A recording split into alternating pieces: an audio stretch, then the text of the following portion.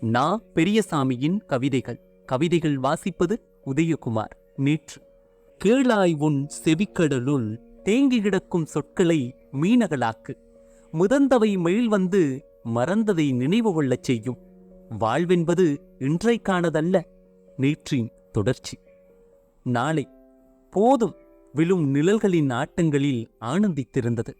பக்க கட்டுப்பாடில்லாதது பெருமிதம். கொஞ்சம் மேல் நோக்குவோம். வானில் நிறைந்திருக்கின்றன நாளையின் நட்சத்திரங்கள்.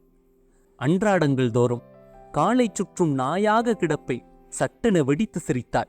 மௌனித்து மீண்டும் மீண்டும் நம்பி ஏமாந்த வழி உறைந்த சொற்கள் எதிரொலித்துக் கொண்டிருந்தது அவளின் சிரிப்பில்.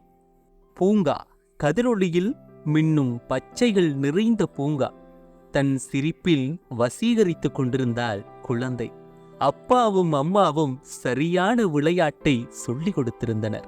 வேறு வேறான விளையாட்டுக்களை நிகழ்த்தி கொண்டிருந்தார்.